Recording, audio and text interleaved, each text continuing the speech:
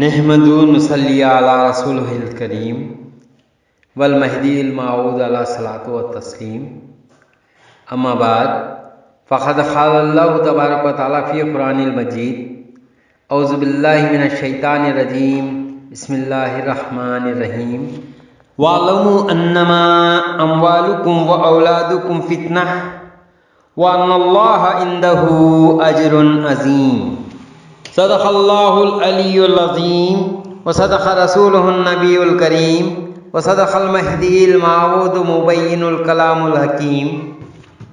اللہ کے نام سے شروع اور ساری تعریف اللہ تعالیٰ کے لیے ہے جو رحمان و رحیم ہے، غفار و ستار ہے۔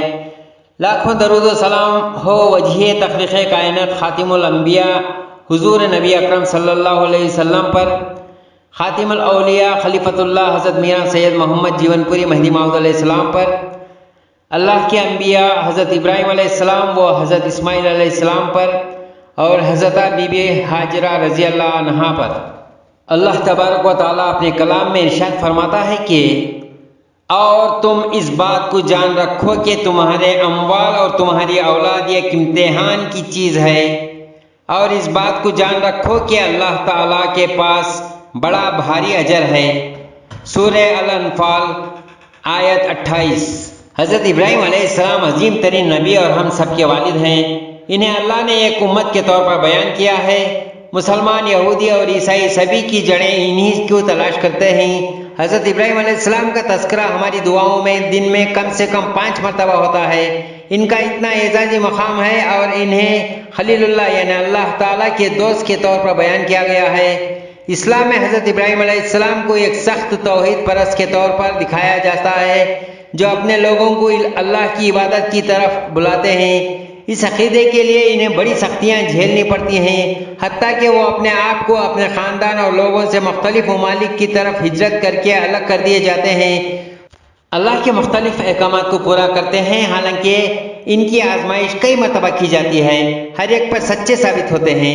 ان کے بارے میں نازل ہونے والی بہت سی قرآنی آیات بتاتی ہیں کہ انبیاء میں ان کی نمایاں اہمیت اور اعلیٰ مقام اپنے رب کے ساتھ ان کے تعلق کی پاکیزگی اور خلوص کی وجہ سے تھی، جس کے سامنے انہوں نے اپنی مرضی کو پوری طرح سپرد کر دیا۔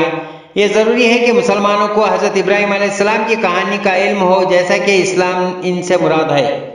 حضرت ابراہیم علیہ السلام اللہ کی طرفداری میں اللہ کے ساتھ کھڑے ہونے کی بہت سی احادیث سے تصدیق ہوتی ہے۔ حضور اکرم صلی اللہ علیہ وسلم نے ان کا تذکرہ بہترین مخلوق کے طور پر کیا، اور ان کا تذکرہ ان انبیاء میں سے ایک کے طور پر کیا جن کی شفاعت مومنین قیامت کے دن چاہیں گے۔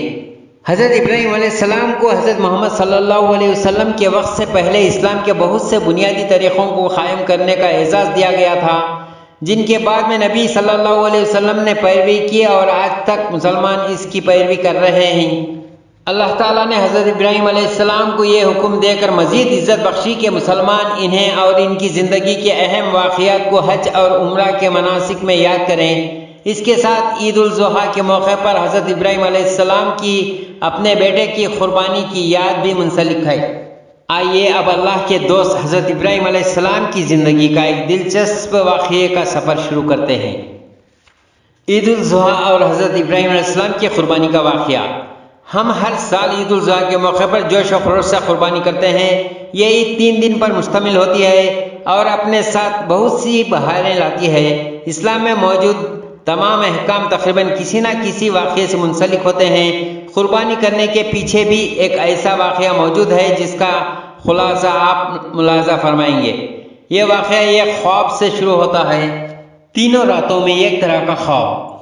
حضرت ابراہیم علیہ السلام نے ذی الحجہ کی 8ویں رات ایک خواب دیکھا جس میں کوئی کہنے والا کہہ رہا ہے، بے شک اللہ تمہیں اپنے بیٹے کو ذبح کرنے کا حکم دیتا ہے۔ آپ صبح سے شام تک اس بارے میں غور فرماتے رہے کہ یہ خواب اللہ کی طرف سے ہے یا شیطان کی جانب سے۔ اس لیے 8 ذی الحجہ کا نام یوم الترویہ یعنی سوچ بچار کا دن رکھا گیا ہے۔ 9ویں رات پھر وہی خواب دیکھا اور صبح یقین کر لیا کہ یہ حکم اللہ کی طرف سے ہے، اسی لیے 9 ذی الحجہ کو یوم عرفہ یعنی پہچاننے کا دن کہا جاتا ہے۔ 10ویں رات پھر وہی خواب دیکھنے کے بعد آپ نے اس صبح اس خواب پر عمل کرنے کا پکا ارادہ کر لیا۔ جس کی وجہ سے 10 ذی الحجہ کو یوم النحر ذبح کا دن کہا جاتا ہے۔ بیٹے کی قربانی سے باپ کو روکنے کی شیطان کی ناکام کوشش۔ اللہ کے حکم پر عمل کرتے ہوئے بیٹے کی قربانی کے لیے حضرت ابراہیم علیہ السلام جب اپنے پیارے بیٹے حضرت اسماعیل علیہ السلام کو، جن کی عمر اس وقت 7 سال تھی یا 13 سال تھی، لے کر چلتے ہیں، شیطان ان کی جان پہچان والے کی شخص کی صورت میں ظاہر ہوتا ہے اور پوچھنے لگتا ہے، اے ابراہیم، کہاں کا ارادہ ہے؟ آپ علیہ السلام نے جواب دیا، یہ کام سے جا رہا ہوں۔ شیطان نے پوچھا، کیا آپ اسماعیل کو ذبح کرنے جا رہے ہو؟ حضرت ابراہیم علیہ السلام نے فرمایا، کیا تم نے کسی باپ کو دیکھا ہے کہ وہ اپنے بیٹے کو ذبح کرے؟ شیطان بولا، جی ہاں، آپ کو دیکھ رہا ہوں کہ آپ اسی کام کے لیے چلے ہیں۔ آپ سمجھتے ہیں کہ اللہ نے آپ کو اس بات کا حکم دیا ہے۔ حضرت ابراہیم علیہ السلام نے ارشاد فرمایا، اگر اللہ نے مجھے اس بات کا حکم دیا ہے تو پھر میں اس کی فرما برداری کروں گا۔ حضرت ہاجرہ رضی اللہ عنہا اور حضرت اسماعیل علیہ السلام کا شیطان کو جواب۔ یہاں سے مایوس ہو کر شیطان حضرت اسماعیل علیہ السلام کی امی جان حضرت ہاجرہ رضی اللہ عنہا کے پاس آیا اور ان سے پوچھا، ابراہیم آپ کے بیٹے کو کہاں لے کر گئے ہیں؟ حضرت ہاجرہ رضی اللہ عنہا نے جواب دیا، وہ اپنے ایک کام سے گئے ہیں۔ شیطان نے کہا، وہ انہیں ذبح کرنے کے لیے گئے ہیں۔ حضرت ہاجرہ رضی اللہ عنہا نے فرمایا، کیا تم نے کبھی کسی باپ کو دیکھا ہے کہ وہ اپنے بیٹے کو ذبح کرے؟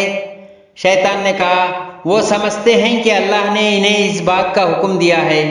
یہ سن کر حضرت ہاجرہ رضی اللہ عنہا نے ارشاد فرمایا، اگر ایسا ہے تو انہوں نے اللہ کی اطاعت فرما برداری کر کے بہت اچھا کیا ہے۔ اس کے بعد شیطان حضرت اسماعیل علیہ السلام کے پاس آیا اور انہیں بھی اسی طرح سے بہکانے کی کوشش کی، لیکن انہوں نے بھی یہی جواب دیا کہ اگر میرے ابو جان اللہ کے حکم پر مجھے ذبح کرنے لے جا رہے ہیں تو بہت اچھا کر رہے ہیں۔ قربانی سے پہلے باپ اور بیٹے کی گفتگو۔ حضرت ابراہیم علیہ السلام جب حضرت اسماعیل علیہ السلام کو لے کر کوہ صابر پر پہنچے تو انہیں اللہ کے حکم کی خبر دی، جس کا ذکر قرآن کریم میں ان الفاظ میں ہے۔ ترجمہ، جب وہ ان کے دوڑنے کی عمر کو پہنچے تو ابراہیم علیہ السلام نے کہا، برخوردار، میں خواب میں دیکھتا ہوں کہ میں تم کو ذبح کر رہا ہوں، سو تم بھی سوچ لو تمہاری کیا رائے ہے۔ فرما بردار بیٹے نے یہ سن کر جواب دیا۔ ترجمہ، وہ بولے، ابا جان، آپ کو جو حکم ہوا ہے وہ کیجئے، خدا نے چاہا تو مجھے آپ صبر کرنے والوں میں پائیں گے۔ نور ایمان، سورہ الصفات، آیت 102۔ یہ فیضان نظر تھا یا کہ مکتب کی کرامت تھی، سکھائے کس نے اسماعیل کو آداب فرزندی۔ حضرت اسماعیل علیہ السلام نے اپنے والد محترم سے مزید عرض کیا، ابو جان، ذبح کرنے سے پہلے مجھے رسیوں سے مضبوط باندھ دیجئے تاکہ میں ہل نہ سکوں، کیونکہ مجھے ڈر ہے کہیں میرے ثواب میں کمی نہ ہو جائے، اور میرے خون کے چھینٹوں سے اپنے کپڑے بچا کر رکھیں تاکہ انہیں دیکھ کر میری امی جان غمگین نہ ہوں۔ چھری خوب تیز کر لیجئے کہ میرے گلے پر اچھی طرح چل جائے، یعنی گلا فوراً کٹ جائے۔ آپ مجھے ذبح کرنے کے لیے پیشانی کے بل لٹا دیجئے، یعنی چہرہ زمین کی طرف ہو، تاکہ آپ کی نظر میرے چہرے پر نہ پڑے، اور جب آپ میری امی جان کے پاس جائیں تو انہیں میرا سلام پہنچا دیجئے، اور اگر آپ مناسب سمجھیں تو میری قمیض انہیں دے دیجئے، اس سے ان کو تسلی ہوگی اور صبر آ جائے گا۔ حضرت ابراہیم علیہ السلام نے ارشاد فرمایا، اے میرے بیٹے، تم اللہ کے حکم پر عمل کرنے میں میرے کیسے عمدہ مددگار ثابت ہو رہے ہو۔ پھر جس طرح حضرت اسماعیل علیہ السلام نے کہا تھا ان کو اسی طرح باندھ دیا۔ اپنی چھری تیز کی، حضرت اسماعیل علیہ السلام کو پیشانی کے بل لٹا دیا، ان کے چہرے سے نظر ہٹا لی اور ان کے گلے پر چھری چلا دی، لیکن چھری نے اپنا کام نہ کیا، یعنی گلا نہ کٹا۔ اس وقت حضرت ابراہیم علیہ السلام پر وحی نازل ہوئی۔ ترجمہ، جب دونوں نے حکم خدا کو تسلیم کر لیا اور باپ نے بیٹے کو ماتھے کے بل لٹا دیا تو ہم نے پکارا، اے ابراہیم، تم نے خواب کو سچا کر دکھایا۔ ہم نیکوکاروں کا ایسا ہی صلہ دیا کرتے ہیں بلا شبہ یہ ایک بڑا امتحان تھا اور ہم نے ایک بڑی قربانی ان کے عوض دے دیا اور پیچھے آنے والوں میں ان کا ذکر خیر باقی رکھا کہ سلام ہے ابراہیم پر، نیکوکاروں کو ہم ایسا ہی صلہ دیا کرتے ہیں، بے شک وہ ہمارے مومن بندوں میں سے تھے۔ نور ایمان سورہ الصفات آیت 105 سے آیت 111 تک۔ جنت کا مینڈا۔ حضرت ابراہیم علیہ السلام نے جب حضرت اسماعیل علیہ السلام کو ذبح کرنے کے لیے زمین پر لٹا دیا تو اللہ کے حکم سے حضرت جبرائیل علیہ السلام بطور فدیہ جنت سے ایک مینڈا یعنی دمبا لیے تشریف لائے اور دور سے اونچی آواز میں فرمائے، اللہ اکبر اللہ اکبر۔ جب حضرت ابراہیم علیہ السلام نے یہ آواز سنی تو اپنا سر آسمان کی طرف اٹھائے اور جان گئے کہ اللہ کی طرف سے آنے والی آزمائش کا وقت گزر چکا ہے اور بیٹے کی جگہ فدیے میں مینڈا بھیجا گیا ہے، لہذا خوش ہو کر فرمائے، لا الہ الا اللہ واللہ اکبر۔ جب حضرت اسماعیل علیہ السلام نے یہ سنا تو فرمایا، اللہ اکبر وللہ الحمد۔ اس کے بعد ان تینوں پاک حضرات کے ان مبارک الفاظ کی ادائیگی کی یہ سنت قیامت تک کے لیے جاری و ساری ہو گئی۔ اس تعلق سے سورہ البقرہ آیت 158 میں ذکر ہے، ترجمہ: بے شک صفا اور مروہ خدا کی نشانیوں میں سے ہیں، تو جو شخص خانہ کعبہ کا حج یا عمرہ کرے اس پر ان دونوں کا طواف کرنے میں کچھ گناہ نہیں، اور جو کوئی نیک کام کرے تو اللہ بڑا قدر شناس اور دانا ہے۔ ابراہیم علیہ السلام اپنی اولاد سے رسول اور امام بنائے جانے کی دعا۔ اللہ تعالیٰ نے حضرت ابراہیم علیہ السلام کو مختلف امور سے آزمایا اور وہ ان سب میں کامیاب ہوئے تو اللہ تعالیٰ نے فرمایا، میں تم کو لوگوں کے لیے امام بناؤں گا۔ حضرت ابراہیم علیہ السلام نے کہا، میری ذریت اولاد میں سے بھی امام بنائیے۔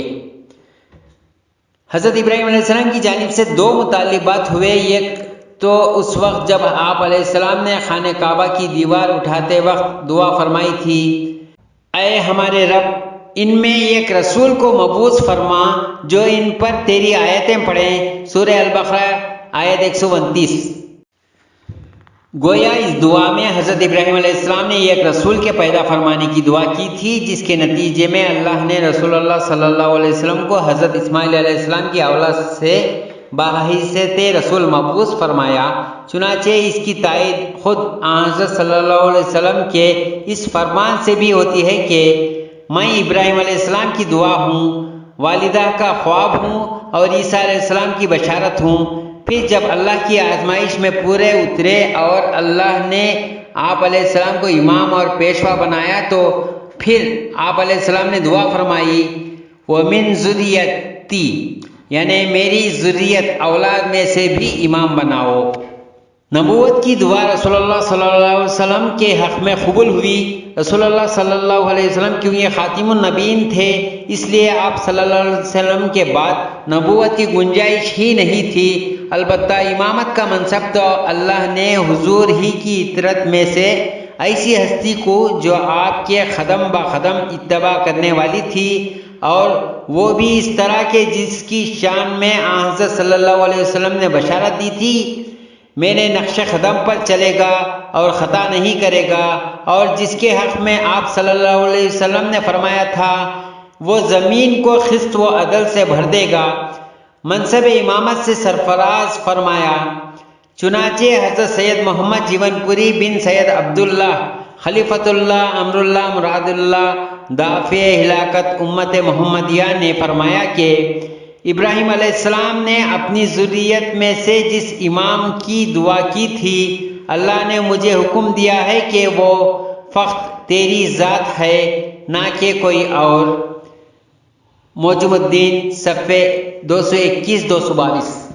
لہٰذا حضرت میاں سید محمد جیون پوری مہدی موعود علیہ السلام نے کوئی نیا مذہب نہیں لایا، بلکہ کئی مرتبہ بتایا ہے کہ میرا مذہب اللہ کی کتاب قرآن شریف اور اتباع محمد رسول اللہ صلی اللہ علیہ وسلم ہے۔